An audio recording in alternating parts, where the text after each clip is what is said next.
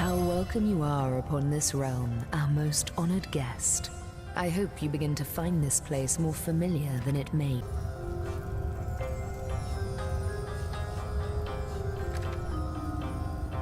In the ethereal threads of eternity, do I record the deeds of gods and men, of the drift of continents through changing seas, the rise and fall of empires, the shift of every grain of sand on every beach, the fall of every raindrop on every world, the all but except, it seems.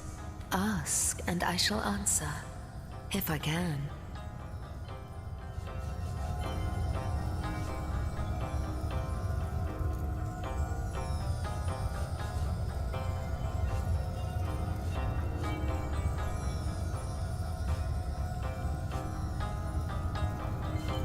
I am the weaver of time, as I have told you. Though my existence is one that falls behind, I am but what I am, and that is task. It is the same for the perhaps we are one and the same. Task multiplied by 2. Who has... Am I the beginning? And am I to be the end? Who shall say? Perhaps I am the first thing in creation. Perhaps I am creation. Perhaps I am the creator. Or maybe it is you. You who makes dying stars rekindle. Time alone. Alas, the answers to those questions still elude me. You and Starstone remain the imperfections upon the tapestry. A hidden answer lies behind this veil of inscrutability, though. For the link between you and the stones, I believe that starstones will not lead you to new places of wonder only. No. They will also lead to new knowledge through the restoration of the thread. Oh, Hunter, I have no need for company. Like I have no need for air or appetite or affection. All I need and all I am is time. And yet, I do enjoy your companionship, for you may prove to become the cure that will heal my slipping soul. Quite so. Your absence, it should be an impossibility, but no matter where I look, I do not know you, which makes you my one perennial imperfection. But perchance I may be cured of this blindness. Perchance the blemish may be undone, and time can be redeemed.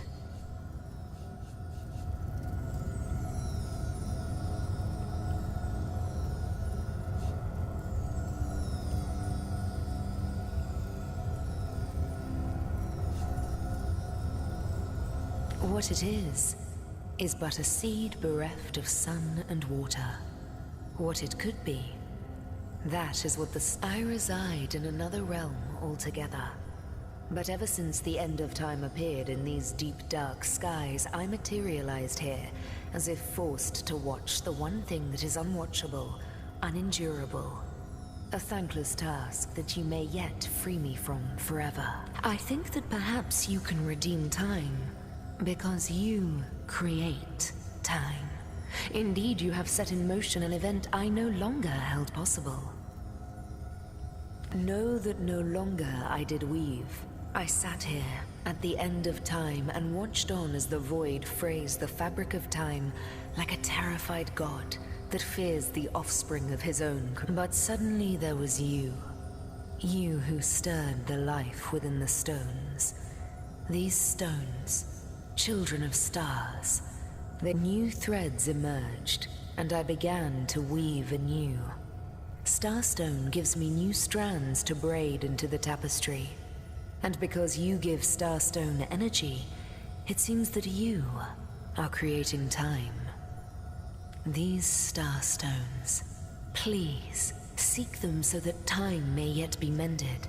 Please, for the sake of all that lives and all that loves, seek them so that the void may yet devour itself alone. Embroider it in the first volume of your all-encompassing chronicles.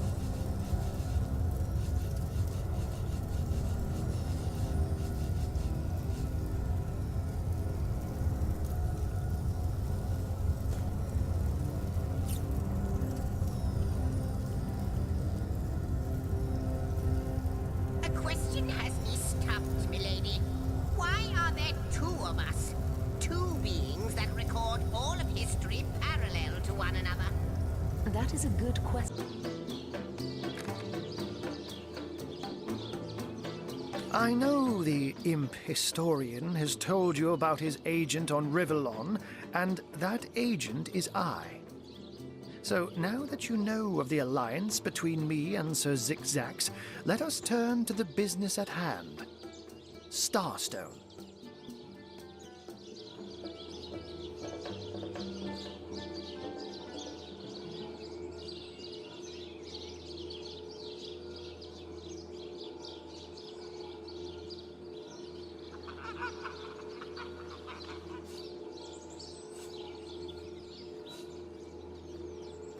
So it is, and so it should continue to be. For I suspect his foul, dark webs are being woven around these parts, and it is my firm belief starstones are the flies the sorcerer spiders are trying to catch. It can therefore hardly be a coincidence that Councillor Jake was a collector of the stone. That means the task you have been given remains crucial. Find the assassin that did away with Jake, for you're bound to stumble upon Starstone along the way. While you were being lectured by our friend the historian and the grande dame of time, I snuck into his house and had a look around. The advantage of being a cat, you know. You go where you please with impunity. And sometimes the lady of the house even rewards. That's where I saw them in a cabinet. Mere slivers, but specks of starstones nonetheless. They lay there, silent and innocent, though bloody murder may have been committed in their name.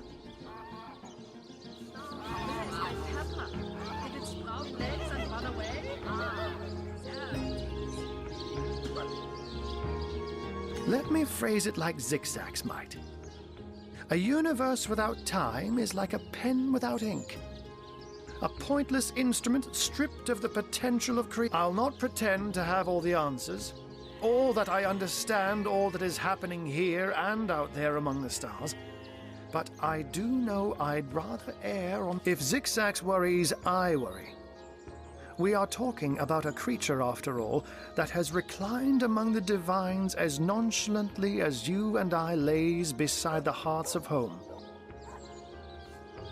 I met him first, a long time ago, out in the wastes of Youthful Gore. He wondered aloud what on earth a cat was doing out there in the scorching desert. So I told him who I was and showed him my human form. He laughed and marveled and told me stories about... In the end, he even shared his great sorrow with me. The unspeakable thing you saw through his looking lens. I was awed and frightened, but swore to help him in any way I could. As of now, don't we all long for a sanctuary where our worldly troubles can be held at bay? A bed or a basket so snug it becomes... But perhaps I speak only for myself, not for veterans such as yourselves that by necessity call any patch of ground they rest upon home. Like any cat worth its salt, though, I deeply cherish a secret refuge unbeknownst to anyone. To be able to repose without a care is such a precious circumstance. So, before you go, here, take this teleporter pyramid. A handy toy indeed. That you'll need the other one too if you want to make use of its powers, but alas, I seem to have misplaced it. Don't worry though. Use this one here and it'll take you straight to its twin. Now that this matter has been settled, hunters, I shall detain you no longer. But rest assured, I'll do my share of hunting too. So if you spot a white cat during your travels,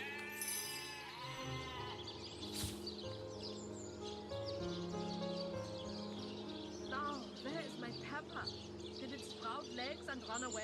Ah, yeah.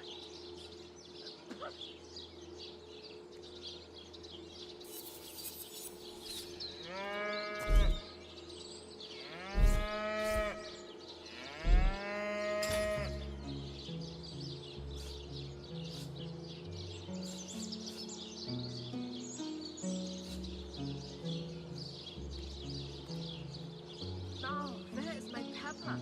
Did it sprout legs and run away? Ah, yeah.